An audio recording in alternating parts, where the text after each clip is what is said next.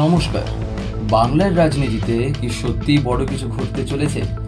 তৃণমূল কংগ্রেসের ভিতরে কি শুরু হয়েছে নতুন অস্বস্তি, আর সেই অস্বস্তির সুযোগ নিতে কি প্রস্তুত বিজেপি? গত কয়েকদিন ধরে এমন কিছু রাজনৈতিক খবর সামনে এসেছে যা নিয়ে কলকাতা থেকে দিল্লি সব জায়গাতেই জোর আলোচনা চলছে। কেউ বলছেন এটা শুধুই রাজনৈতিক জল্পনা, আবার কেউ বলছেন না, ধোঁয়া যখন উঠছে তখন আগুন কোথাও না কোথাও আছেই। তাহলে আসলে কি ঘটেছে বা কি ঘটছে এখন? আজকের ভিডিওতে আমরা দেখব তৃণমূলের কিছু সাংসদকে ঘিরে কেন তৈরি হয়েছে বিতর্ক, কেন এনডিএর সঙ্গে যোগাযোগের জল্পনা ছড়িয়েছে, বিজেপি কি লাভ দেখতে পাচ্ছে, আর সবচেয়ে গুরুত্বপূর্ণ, এই পুরো ঘটনার প্রভাব 2026 পরবর্তী বাংলার রাজনীতিতে কতটা পড়তে পারে। তাই এই ভিডিওটা একদম শেষ পর্যন্ত দেখুন, কারণ শেষের অংশে এমন একটা প্রশ্ন আছে যার উত্তর হয়তো আগামী কয়েক মাসের বাংলা রাজনীতির দিক নির্ধারণ করতে পারে। প্রথমে একটু প্রেক্ষাপটটা বুঝে নেওয়া যাক। লোকসভা নির্বাচনের পর থেকেই পশ্চিমবঙ্গের রাজনৈতিক সমীকরণ অনেকটাই বদলেছে। একদিকে তৃণমূল এখনও রাজ্যের সবচেয়ে শক্তিশালী রাজনৈতিক দল, অন্যদিকে বিজেপিও নিজেদের সংগঠনকে আরও মজবুত করার চেষ্টা চালিয়ে যাচ্ছে।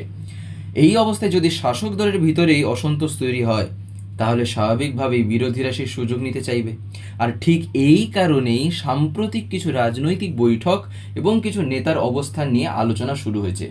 রাজনৈতিক মহলের একাংশের মতে তৃণমূলের কয়েকজন নেতা ও সাংসদ দীর্ঘদিন ধরেই দলের কিছু সিদ্ধান্ত নিয়ে অস্বস্তিতে ছিলেন।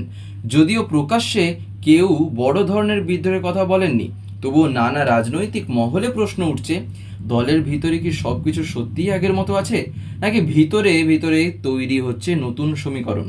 এখানেই শুরু হচ্ছে রাজনৈতিক কৌতূহল। কারণ বাংলা রাজনীতিতে ইতিহাস বলছে, বড় পরিবর্তনের আগে অনেক সময় ছোট ছোট ইঙ্গিত দেখা যায়, আর সেই ইঙ্গিতগুলোই এখন আলোচনার কেন্দ্রে। এবার আসি বিজেপির দিকে।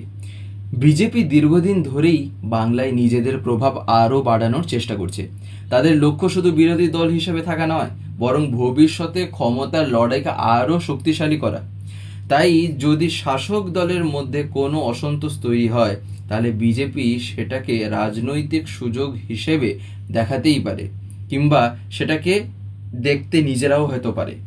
রাজনৈতিক বিশ্লেষকদের মতে বাংলার আগামী রাজনৈতিক লড়াই শুধু ভোটের লড়াই নয়, এটা এখন সংগঠন, নেতৃত্ব এবং জনমতের লড়াইও।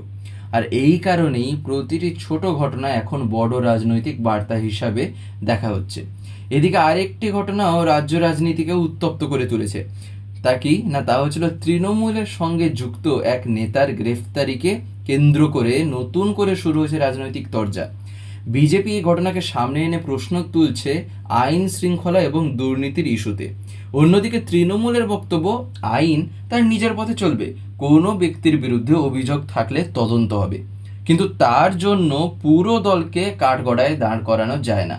এখানেই শুরু হচ্ছে নতুন রাজনৈতিক যুদ্ধ। কারণ বাংলার ভোটার এখন শুধু বক্তব্য শুনছেন না, তারা দেখছেন কে কি বলছে, কেন বলছে, আর বাস্তবে কি ঘটছে। সবচেয়ে গুরুত্বপূর্ণ বিষয় হলো, এই মুহূর্তে হয়তো কোনো বড় রাজনৈতিক ভাঙন প্রকাশ্যে দেখা যাচ্ছে না, কিন্তু রাজনৈতিক পর্যবেক্ষকদের অনেকেই বলছেন আগামী কয়েক মাস বাংলার জন্য খুবই গুরুত্বপূর্ণ হতে চলেছে। কারণ সামনে রয়েছে একাধিক রাজনৈতিক চ্যালেঞ্জ, দলীয় সংগঠন ধরে রাখা, নেতৃত্বের প্রশ্ন, বিরোধীদের আক্রমণ এবং সাধারণ মানুষের মধ্যে নিজেদের গ্রহণযোগ্যতা বজায় রাখা। এই চারটি বিষয়ই এখন প্রতিটি রাজনৈতিক দলের কাছে সবচেয়ে বড় পরীক্ষা। আর এখানেই আসে সবচেয়ে বড় প্রশ্ন, যদি সত্যি দলের ভিতরে অসন্তোষ থাকে, তাহলে সেটি কি সাময়িক, নাকি ভবিষ্যতে আরও বড় রাজনৈতিক ঘটনার ইঙ্গিত? আর যদি সবটাই রাজনৈতিক জল্পনা হয়, তাহলে এই খবরগুলো কেন এত দ্রুত ছড়িয়ে পড়ছে? এই প্রশ্নগুলোর উত্তর এখনই হয়তো কারো কাছে নেই।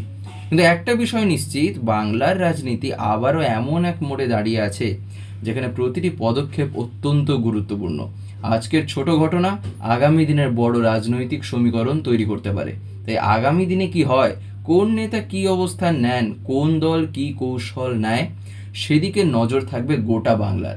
আপনার কি মনে হয়, তৃণমূলের ভিতরে সত্যি কোনো অস্বস্তি তৈরি হয়েছে, নাকি এটা শুধুই রাজনৈতিক প্রচার? কমেন্টে অবশ্যই আপনার মতামত লিখে জানাবেন। আর ভিডিওটি ভালো লাগলে অবশ্যই লাইক করুন আর প্রত্যেকের মধ্যে শেয়ার করে দেবেন। আর বাংলার রাজনীতির এমন গুরুত্বপূর্ণ আপডেট সবার আগে পেতে চ্যানেলটিকে সাবস্ক্রাইব করে বেল আইকন প্রেস করে রাখতে কখনোই ভুলবেন না। ধন্যবাদ।